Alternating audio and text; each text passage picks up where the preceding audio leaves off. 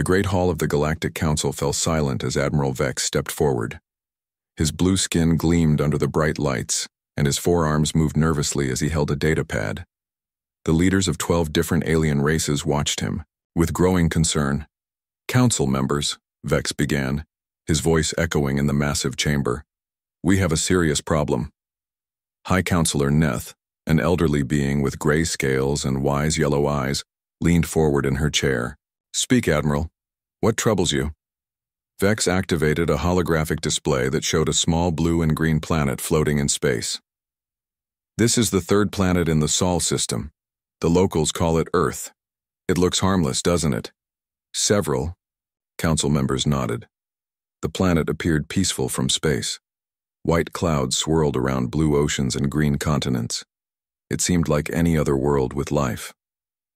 "For the past 50 years," Vex continued, 17 different invasion fleets have been sent to conquer this world. 17 council members, and not one ship has ever returned. A gasp ran through the hall. Commander Rax, a tall warrior with red skin and sharp teeth, stood up quickly. 17 fleets? That's impossible. What kind of weapons do these humans have?" Vex shook his head slowly. "That's just it, Commander. Our long-range scans show they have very primitive technology. They still use chemical rockets to reach space. Their weapons fire metal bullets instead of energy beams. They can't even work together as one species. They're always fighting wars among themselves." "Then how?" asked Captain Zora, her green tentacles waving in confusion. "How does a primitive world destroy entire battle fleets?" "We don't know," Vex admitted. Each fleet reported the same thing. They reached Earth's orbit without any problems. They began their attacks on the surface. Everything seemed normal. Then, silence. Complete communication blackout. No distress signals, no final messages. Nothing. The council chamber erupted in worried whispers. General Kane, a massive warrior with thick armor and glowing red eyes, slammed his fist on his chair's armrest. "This is ridiculous. No primitive world can stand against our technology. There must be some mistake." "I thought so too," Vex replied. "So I reviewed all the data myself. Look at this." The hologram changed to show a timeline. Red dots appeared, at different points, each representing a lost fleet. First was the Morgan Empire 30 years ago. They sent 200 ships to claim Earth's resources. Total loss. Then the Stellar Republic tried with 300 vessels. Also lost. The Void Hunters sent their best warriors, gone. The Crystal Collective, the Metal Brotherhood, the Shadow Fleet, all vanished without a trace. Dr. Kale, the Council's chief scientist, spoke up. His voice was soft but worried. "Admiral, have we detected any wreckage? Any debris fields? Surely, such large battles would leave some evidence." "Nothing," Vex said firmly. "Space around Earth is clean. It's as if our fleets simply disappeared." Young Lieutenant Maya raised her hand. She was new to the council and still nervous about speaking. "What about survivors? Escape pods? Emergency beacons?" "Not one," Vex answered. 17 fleets, totaling over 4,000 ships and 500,000 soldiers. All gone. All silent. The hall fell quiet again. The weight of this mystery pressed down on everyone present. How could a backward planet with primitive technology make entire armadas vanish? Commander Rax stood again, his voice angry. "I refuse to believe this. These humans must have some secret weapon. Maybe they found ancient technology, or perhaps they made a deal with another galactic power." "We considered that," said Vex. "But our spy satellites show no evidence of advanced technology. The humans still burn fossil fuels for energy. They use wheeled vehicles for transport. Their space program is barely capable of reaching their own moon." "Then they're hiding something," insisted General Kane. "No species survives. 17 invasion attempts without superior weapons." High Counselor Neth had been quiet during the discussion. Now she spoke, and her ancient voice carried the wisdom of centuries. "Perhaps we're asking the wrong questions. Instead of wondering how they destroyed our fleets, we should ask, what if they didn't destroy them?" The other council members looked confused. Captain Zora's tentacles curled in thought. What do you mean, Counselor? What if the fleets weren't destroyed? What if something else happened to them? Neth's yellow eyes gleamed with worry. What if they were captured, converted, changed somehow? A chill ran through the chamber. The idea was frightening. It suggested that humans might have abilities beyond simple warfare. Dr. Kale cleared his throat nervously. Counselor, that would require technology far beyond what our scans detect. To capture entire fleets without a battle? To prevent any ship from escaping or sending a warning? That's almost impossible. Almost, Neth repeated softly. But not completely impossible. Admiral Vex looked around the room at the worried faces of the galaxy's most powerful leaders. Council members, we must make a decision. Do we ignore Earth and hope the problem goes away? Do we try to make peace with whatever force protects that world? Or do we take action? General Kane's armor clanked as he stood to his full impressive height. I say we end this mystery once and for all. We gather the largest fleet in galactic history. Every species, every ship, every weapon we have. Whatever secret these humans possess, we'll overwhelm it with pure force. That's exactly what the last 17 fleets thought, Vex warned quietly. But they went alone, with small forces. Kane argued. This time will be different. We'll bring such massive firepower that no defense can stand against us. Ancient weapon or hidden technology, nothing can stop the combined might of the entire galaxy. The debate continued for hours. Some council members wanted to try diplomacy first. Others suggested avoiding Earth completely. But in the end, fear and pride won. The mystery of the vanishing fleets had to be solved, and the galaxy's reputation had to be protected. The vote was close, but clear. They would assemble the greatest armada ever seen. General Kane would lead the combined forces of 12 species to Earth. Whatever secret the humans were hiding, whatever power protected their small blue world, it would finally be revealed. As the council meeting ended and the leaders returned to their ships, none of them noticed the small probe hidden in the chamber's shadows. It had been there for months, quietly recording everything. Now it activated its faster-than-light transmitter and sent a simple message across the galaxy. They're coming. Prepare Phase 7. On a small blue planet in the Sol system, the message was received and understood. In hidden bunkers deep underground, in secret facilities beneath the oceans, and in camouflaged bases on the dark side of the moon, humanity began to prepare for their 18th uninvited guests. The trap was ready. The students were eager for their next lesson, and Earth waited patiently for the galaxy to teach them something new. 3 months later, the largest fleet in galactic history dropped out of faster-than-light travel at the edge of Earth's solar system. General Kane stood on the bridge of his flagship, watching thousands of ships materialize around him. The combined armada stretched for millions of miles in every direction. Report, Kane ordered, his deep voice rumbling through the command center. Captain Rex, his second-in-command, checked the tactical displays. All 12 species have arrived, General. We have 5,000 battle cruisers, 3,000 destroyers, 800 carriers, and 200 planet crackers. Total crew, 1.7 million soldiers. Kane smiled, showing sharp white teeth. Excellent. And the target? Earth appears unchanged, sir. Same primitive technology, same chemical rockets, same basic radio signals. No sign of the advanced weapons that supposedly destroyed 17 fleets. Through the main view screen, Kane could see the small blue planet in the distance. It looked so peaceful, so harmless. He found it hard to believe this tiny world had caused so much trouble. Sir, called Lieutenant Bob from the communication station. We're receiving a transmission from the planet. Kane raised an eyebrow. They're trying to communicate? How did they even detect us at this distance? Unknown, sir. The signal is weak but clear. It's coming from a single small vessel approaching our position. On the screen, a tiny ship appeared. Compared to the massive alien warships, it looked like a toy. Its design was simple and basic, just a metal tube with engines and a few weapon ports. They're sending one ship? Kane laughed.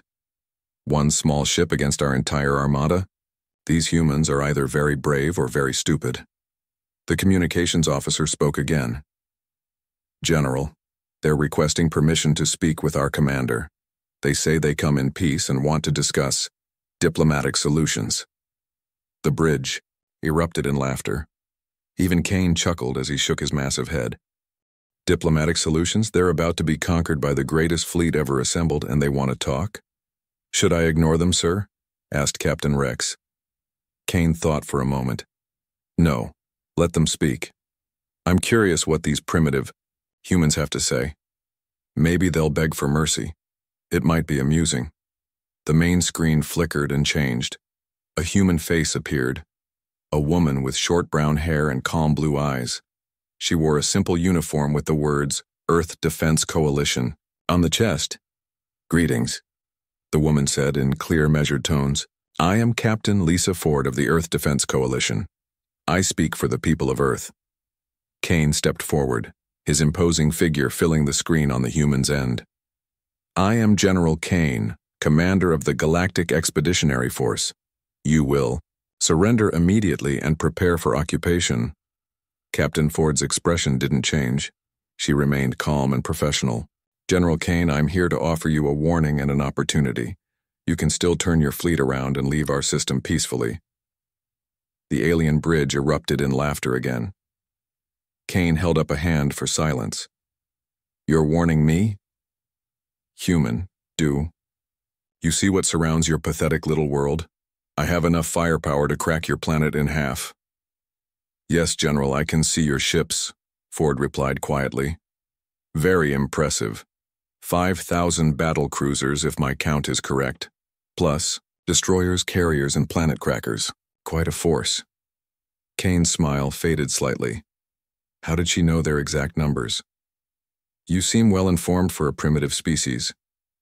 We've had good teachers, Ford said simply. General, I need to tell you something important. You're not the first fleet to come here. In the past 50 years, 17 other invasion forces have arrived at Earth. I know about the previous fleets, Kane growled. They failed because they were too small, too weak. We are different. Ford nodded slowly. Each of the previous commanders said the same thing. They all believed their technology was superior. They all thought their numbers were enough. They were all wrong. Where are they now? Demanded Kane. What happened to them? They learned things they didn't expect to learn, Ford answered carefully. General, I'm going to give you the same choice we gave them. Leave now, peacefully, and return to your worlds. Tell the Galactic Council that Earth wishes to remain neutral. We have no interest in conquering anyone or threatening galactic peace. Captain Rex leaned close to Kane and whispered, Sir, this is obviously a stall tactic. They're trying to buy time while they prepare some kind of defense. Kane nodded and spoke to Ford again. Human, your warnings are meaningless. Your planet shows no signs of advanced technology. Your weapons are primitive. Your ships are laughable. What possible threat could you pose to my armada? Ford was quiet for a long moment. When she spoke again, her voice carried a strange sadness. General, may I ask you something?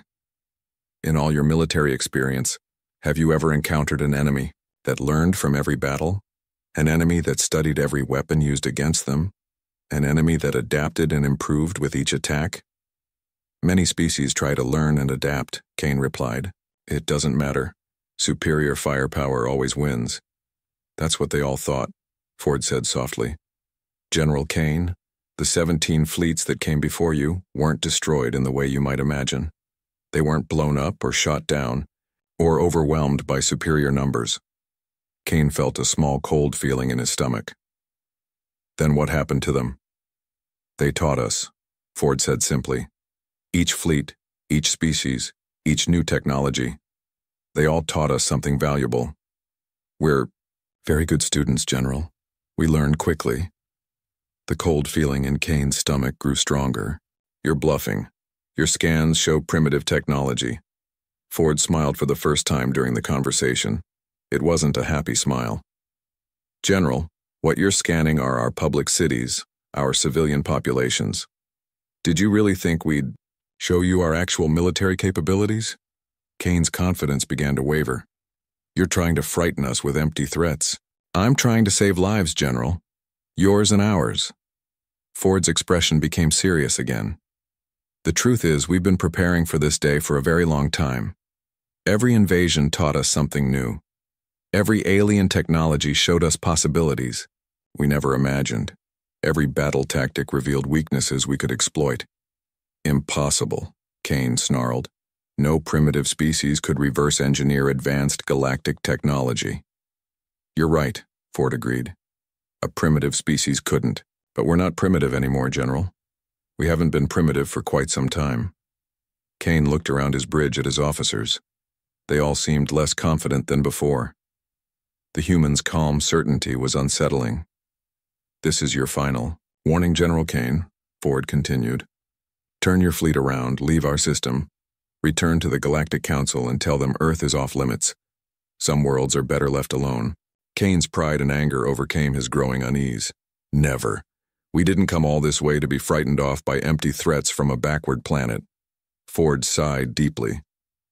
I was afraid you'd say that. Every commander before you made the same choice. And where are they now? Kane demanded. Ford's smile returned, sadder than before. They're still here, General. Learning things they never expected to learn. Seeing things they never thought they'd see. Some of them even help us now. You're lying. I wish I was. Ford looked directly at Kane through the screen. General, you have 1 hour to begin withdrawing your fleet. After that, we'll be forced to take defensive action. Kane laughed harshly. 1 hour or what? Your tiny ship will attack my entire armada? No, General, Ford replied quietly. After 1 hour, you'll discover what the other 17 fleets discovered. You'll learn why no one returns from attacking Earth. The transmission ended. Ford's ship turned and began moving away from the alien fleet, heading back toward Earth at a leisurely pace. Kane stared at the blank screen for several moments. His officers waited nervously for orders. Finally, Kane spoke. All ships prepare for invasion. Whatever tricks these humans have, we'll crush them with overwhelming force. Begin the attack. As his massive fleet began moving toward Earth, Kane tried to ignore the small voice in his head that whispered Ford's final words. You'll learn why no one returns from attacking Earth. The lesson was about to begin. The invasion began exactly as General Kane expected. His massive fleet swept through Earth's outer defenses like a hammer through glass. The human orbital stations were old and weak. Their satellites fell easily, 2 alien energy weapons. Within 2 hours, Kane controlled all of Earth's space. Phase 1 complete, General, reported Captain Rex. All human space assets destroyed or disabled. No significant resistance. Kane nodded with satisfaction. Begin planetary assault. I want landing zones secured on every continent. Thousands of alien dropships descended through Earth's atmosphere. They landed in major cities, military bases, and strategic locations across the planet. The initial fighting went exactly as planned. Lieutenant Bob monitored communications from the ground forces. Sir, all units reporting easy victories. Human weapons are having minimal effect on our shields. Their aircraft are no match for our fighters. Casualties? Kane asked. Less than 1%, General. The humans are fighting, but their technology is clearly inferior. Kane allowed himself a small smile. Perhaps Captain Ford had been bluffing. After all, perhaps this would be like any other conquest, quick, clean, and profitable. For the first day, everything went perfectly. Alien forces pushed inland from their landing zones, capturing cities and destroying human military units.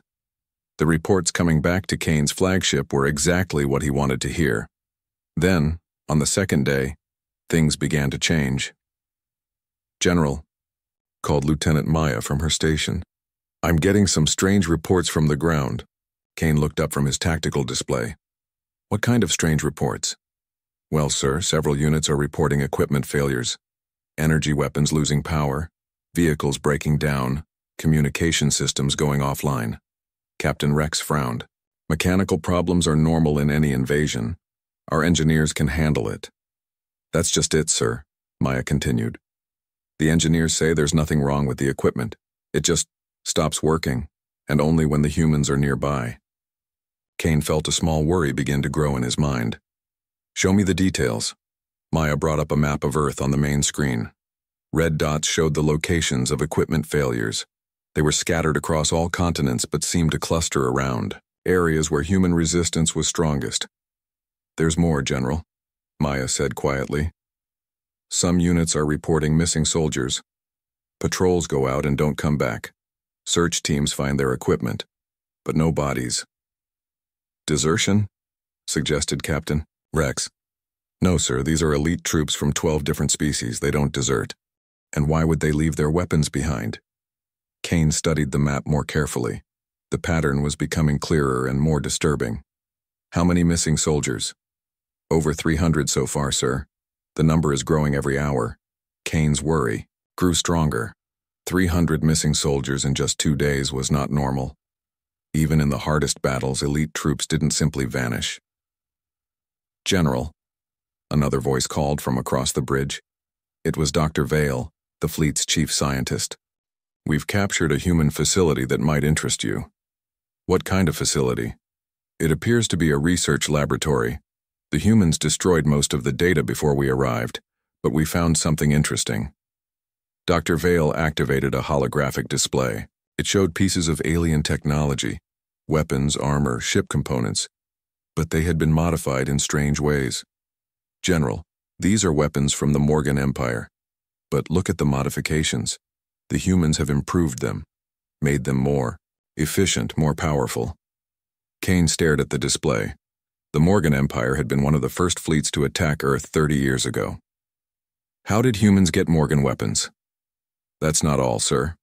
Dr. Vale changed the display. We found technology from 6 different species, all modified, all improved. Some of the improvements are so advanced that our own scientists don't understand them. Captain Rex leaned forward. You're saying the humans stole technology from previous invasion fleets? Not stole, sir. Studied, learned, adapted. Dr. Vale's voice was worried. General, I don't think the previous fleets were destroyed. I think they were captured, and the humans learned from them. Kane felt cold despite the warm bridge. That's impossible. No primitive species could reverse engineer advanced technology so quickly. General, Dr. Vale said quietly, I don't think they're primitive anymore. Before Kane could respond, alarms began sounding throughout the ship.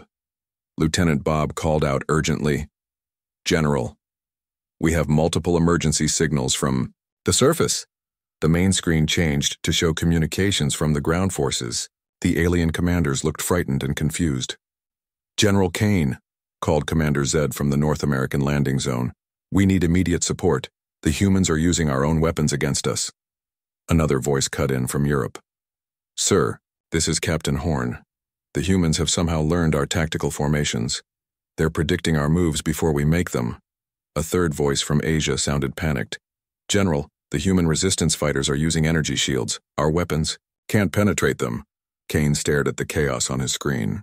In just 2 days, somehow the humans had gone from primitive defenders to sophisticated opponents using alien technology. Dr. Vale spoke into the confused silence. General, I believe we have a serious problem. I think the humans have been preparing for this invasion for a very long time. What do you mean? Kane demanded. Sir, what if Captain Ford was telling the truth? What if the 17 previous fleets weren't destroyed but captured? What if the humans have been studying alien technology for 50 years? The terrible possibility began to sink in. Kane imagined human scientists working for decades, learning from each captured fleet, building weapons and defenses that combined the best technology from across the galaxy. That's why no one returned, Kane whispered. Not because they were killed, but because they couldn't escape. Lieutenant Maya's voice was barely audible. General, we're receiving a transmission from the surface. It's a human using Thylar communication equipment. On screen, Kane ordered. The display showed a human man in a simple uniform, standing in what looked like a research facility. Behind him, alien soldiers from multiple species worked alongside humans, all wearing the same Earth Defense Coalition uniforms. General Kane, the human said politely. My name is Dr. Wells. I'm a researcher with Earth's Xenotechnology Division. I wanted to thank you for the wonderful new equipment your forces have provided us. Kane found his voice. Who are those soldiers behind you? Dr. Wells smiled. Former members of various invasion fleets who decided to join our cause rather than remain prisoners. They've been very helpful in understanding how your technology works. You're holding our people prisoner, Kane roared. Only the ones who refuse to cooperate, Dr. Wells replied calmly. Many others have chosen to help us voluntarily. They've learned some very interesting things about human society, about our history, our determination, our ability to adapt and improve. Kane stared at the screen, trying to understand what he was seeing.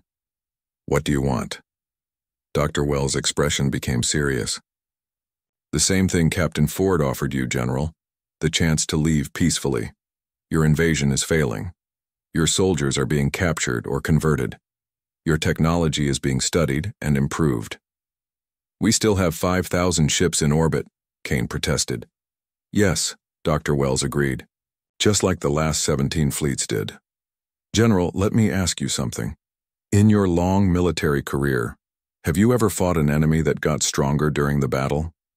An enemy that learned from every attack and became more dangerous with each passing hour? Kane didn't answer, but his silence was answer enough. Dr. Wells continued. We've been at war with each other for thousands of years, General. We've perfected the art of learning from our enemies. Every weapon you use teaches us something new. Every tactic you try shows us a better way. You're not conquering a primitive world. You're providing free education to the galaxy's most determined students. The transmission ended, leaving Kane staring at a blank screen. Around him, his officers waited nervously for orders. The hunter had become the hunted, and the lesson was just beginning. General Kane paced back and forth on his bridge, his heavy footsteps echoing in the tense silence. 3 days had passed since the invasion began, and nothing was going according to plan. More than half his ground forces had gone silent. Equipment failures were spreading like a disease through his fleet. Status report, Kane demanded for the 10th time that hour. Captain Rex looked exhausted. Sir, we've lost contact with 60% of our surface units. The remaining forces are requesting immediate evacuation. Evacuation? Kane roared. We don't evacuate. We're the most powerful fleet in galactic history. Lieutenant Maya spoke quietly from her station. General, perhaps we should consider Captain Ford's original offer. We could withdraw and never. Kane slammed his fist on the command console. I will not return to the Galactic Council in defeat. Before anyone could respond, alarms began screaming throughout the ship. Lieutenant Bob's voice cut through the noise. General, multiple contacts approaching our position. Kane spun toward the main screen. Contacts? What kind of contacts? The display showed space around Earth's moon. Dozens of ships were emerging from the moon's shadow, but these weren't the primitive human vessels they had seen before. These ships were sleek, advanced, and clearly built with technology that rivaled or exceeded anything in the galactic fleet. Where did those ships come from? Kane whispered. Dr. Vale studied his scanners frantically. General, the energy signatures. They're a combination of technologies from multiple species. I'm reading Thaler engine designs, Vorthon weapon systems, Nexari stealth technology. That's impossible, Captain Rex said. How could humans build ships using our most advanced technologies? The answer came from an unexpected source. Captain, Ford's voice filled the bridge as her image appeared on the main screen, but now she wasn't in a small primitive ship. She stood on the bridge of one of the advanced human vessels. Hello again, General Kane, Ford said calmly. I hope you're beginning to understand the situation. Kane stared at the advanced bridge, behind Ford. The technology was clearly alien in origin, but it had been modified and improved in ways he didn't recognize. How? Kane asked. How do you have our technology? Ford smiled sadly. The same way we've always learned, General. From our teachers. 50 years of invasion fleets have taught us so much. The screen split to show multiple locations. Ford gestured, to each one as she spoke. The Morgan Empire taught us about energy weapons and shield technology. The Stellar Republic showed us advanced engine designs. The Void Hunters demonstrated stealth systems. Each image showed human facilities where alien technology had been studied, modified, and improved. But more shocking were the aliens working alongside humans in each facility. Every species that came to conquer us eventually realized the truth, Ford continued. Earth isn't a planet to be conquered. It's a place where the impossible becomes possible, where different technologies and ideas combine to create something better. Kane found his voice. You're holding our people prisoner. Some, yes, Ford admitted. The ones who refused to see reason. But most chose to stay voluntarily. They discovered that humans understood the truth. They don't want to defeat us. They want to learn from us. And they want us to learn from them. You betrayed your own species, Kane accused. No, said Commander Nexus calmly. We found a better way. Kane, in my 20 years working with humans, I've accomplished more than I did in a century of galactic warfare. We're not prisoners here. We're partners in the greatest scientific and social experiment the galaxy has ever seen. Admiral Kren stood up. Kane, let me show you something. The view changed to show massive construction projects in Earth's orbit. Enormous space stations were being built using technologies Kane had never seen before. The construction crews included dozens of different species working together.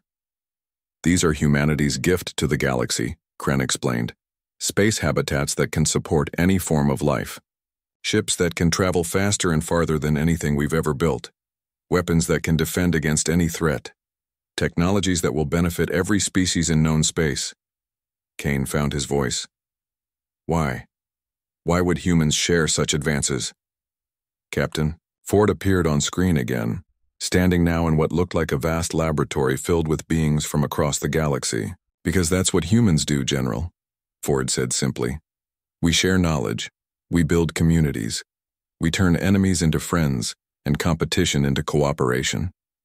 Ford walked among the alien scientists and engineers. Every species that comes here brings something unique. The Morgans taught us about energy manipulation. The Kellans showed us new mathematical principles. The Void Hunters demonstrated stealth technologies we never imagined. And in return? Kane asked. In return, we teach them about human ingenuity, human determination, and human cooperation. We show them what's possible when different species work together instead of fighting each other. Kane looked around his bridge. Most of his officers were watching the screen with fascination rather than fear. The trap was working on them too. Dr. Vale spoke up. General, the technological advances they're showing us, they're decades ahead of anything the Galactic Council has achieved. Lieutenant Bob nodded enthusiastically. Sir, imagine what we could accomplish if we joined them instead of fighting them. Kane felt his authority slipping away. This is how they do it, isn't it? He said to Ford. This is how they capture entire fleets without firing a shot. Ford smiled. We don't capture them, General. We convince them there's a difference. What happens if I refuse? Ford's expression became serious. Then you'll be imprisoned with the few others who chose conflict over cooperation. You'll be comfortable, well-treated, but you'll miss out on the greatest opportunity in galactic history. Kane was quiet for a long moment. Around him, his officers waited for his decision. Through the view screen, he could see Earth's advanced ships, built with the combined knowledge of 17 different species. And if I agree? Then you become part of humanity's greatest project, Ford replied. You help us build a future where different species don't fight wars but share knowledge, where the galaxy's greatest minds work together instead of against each other. Captain Rex stepped closer to Kane. General, we've seen what they've accomplished. We've seen how they treat their former enemies. This isn't defeat, it's evolution. Kane looked at the faces of his officers, saw the hope and excitement in their eyes. Then he looked at the screen showing his fellow commanders from previous fleets, alive and apparently thriving. The Galactic Council will never accept this, Kane said finally. Ford nodded. The Council will resist at first. They always do. But eventually they'll realize that Earth offers something better than conquest. We offer partnership. Kane made his decision. What do you need from us?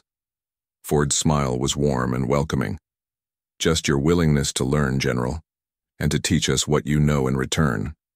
3 months later, General Kane stood in the same underground facility where he had first seen humans and aliens working together. Now he wore an Earth Defense Coalition uniform, and his own officers worked alongside him on projects that amazed him daily. The message he sent to the Galactic Council was simple: mission accomplished. Earth is no longer a threat to galactic peace. In fact, Earth may be the key to galactic peace. Recommend immediate diplomatic contact. Humanity has much to teach us, and much to learn from us. The reply from the Council was predictable. Mission failed, presumed lost. Prepare new invasion fleet. Kane smiled as he read the message. He looked around at the incredible technologies being developed around him, at the dozens of species working together in harmony, at the future humanity was building for the galaxy. "Let them come," he said to Captain Ford, who was now his partner in managing Earth's defenses. "We'll be ready to teach them too." Ford nodded. "We always are, General. We always are." Earth waited patiently for its next students to arrive. The classroom was always open, and there was always room for one more species to learn the most important lesson in the galaxy. Sometimes the greatest victory comes not from defeating your enemies, but from turning them into friends. The lesson was complete, but the education would continue forever. Something no other species in the galaxy provides. "What?" Kane demanded. "Partnership," Ford said simply. "Not conquest, not domination, not slavery. True partnership. We learn from each other. We improve together. We become something greater than any single species could achieve alone." Kane looked around his bridge at his officers. They all seemed confused and frightened by what they were seeing. Ford continued speaking. "General, let me show you something that might help you understand." The screen changed to show a massive underground facility. It was clearly built with advanced technology, but the design was unlike anything Kane had ever seen. Different species worked together on projects that seemed to blend multiple technologies into new creations. "This is Research Station Alpha," Ford explained. "Built beneath the Pacific Ocean using combined technologies from 17 different species. The Morgan survivors helped design the energy systems. Former Stellar Republic engineers improved our manufacturing. Void Hunter warriors taught us combat tactics we never imagined." Kane watched in horror and fascination as humans and aliens worked side by side. "They betrayed their own species?" "They chose a better future," Ford corrected. "General, what do you think happens when the galaxy's most curious and adaptable species meets the galaxy's best technologies? When human creativity combines with alien knowledge?" The screen showed more facilities on the moon's dark side in deep ocean trenches hidden in mountain ranges. Each one was more advanced than the last. Each one showed humans and aliens working together to create technologies that surpassed anything the galaxy had seen. "This is why no one returns, General," Ford said softly. "Not because they're destroyed, but because they discover something worth staying for. They find a place where their knowledge is valued, where their skills are appreciated, where they can help build something truly remarkable." Kane's mind reeled as he tried to process what he was seeing. The Galactic Council. They'll never believe this. "The Council sent 17 fleets to Earth over 50 years, Ford replied. Each time they assumed the previous failures were due to incompetence or bad luck. They never considered that Earth might be a trap, but not the kind of trap they imagined." "What kind of trap?" Kane asked, though he was beginning to understand. Ford's expression became almost gentle. "A trap that makes prisoners want to stay. A trap that turns enemies into friends. A trap that offers something better than conquest. The chance to be part of humanity's greatest project." "Which is?" "Learning," Ford said simply. "We're the galaxy's students, General, and every species that comes to conquer us becomes our teachers, whether they want to or not." Kane felt a chill run down his spine. "You're saying Earth deliberately attracts invasion fleets?" "Not deliberately," Ford clarified, "but we don't exactly discourage them either. Each fleet brings new knowledge, new technologies, new possibilities. The galaxy keeps sending us teachers, and we keep learning from them. The implications hit Kane like a physical blow. Earth wasn't a weak planet being attacked by superior forces. It was a vast educational institution that had been growing stronger for 50 years, using every invasion as a learning opportunity. The Council needs to know about this, Kane said weakly. Ford nodded. That's why I'm offering you the same choice I offered all the others, General. You can try to continue this hopeless invasion and end up like the rest. Or you can become part of something greater. Kane looked at his officers. They were all staring at him, waiting for orders. But what orders could he give? How do you fight an enemy that gets stronger every time you attack them? What happens if I refuse? Kane asked. Ford's smile faded. Then you'll learn the hard way, what the other 16 generals learned. Earth has defenses you haven't seen yet, General. Technologies we've perfected over 50 years of practice. Kane's flagship shuddered as something powerful locked onto it. On the screen, he could see the advanced human ships moving into attack positions. Their weapons were unlike anything he'd ever encountered, clearly built from a combination of technologies his people had never imagined. The choice is yours, General, Ford said quietly. But I should mention, we've been recording this entire conversation. Your officers, your crew, they've all heard the truth. Some of them are already reconsidering their loyalties. Kane looked around his bridge and realized with growing horror that Ford was right. Some of his officers were looking at each other with new understanding in their eyes. The trap wasn't just technological, it was psychological. Earth had turned invasion into education, and now even his own people were becoming students. The lesson was almost complete. General Kane stood frozen on his bridge as the truth crashed down around him. Earth's advanced ships surrounded his fleet like predators circling wounded prey. But the real shock came from within his own command center. General, Captain Rex said quietly, I think we should listen to what Captain Ford is offering. Kane spun around to face his second-in-command. Rex, you're talking about surrender? Not surrender, sir, partnership. Rex looked around at the other officers. Many were nodding in agreement. General, look at what these humans have accomplished. They've taken the best technology from 17 different species and made it better. Lieutenant Maya stepped forward. Sir, my people, the Kellans, were part of the 7th Fleet that came here. We were told they were all killed, but I just saw them on the transmission, alive, working with humans, helping to build incredible things. Kane felt the ground shifting beneath his feet. His own officers were turning against him, seduced by human promises of cooperation and knowledge. This is madness, Kane roared. We are conquerors, we don't join our enemies. Captain Ford's voice filled the bridge again. General, would you like to see what happened to the other fleet commanders who said the same thing? The screen changed to show a comfortable room with large windows overlooking Earth's blue oceans. Several beings sat around a table, and Kane recognized them immediately.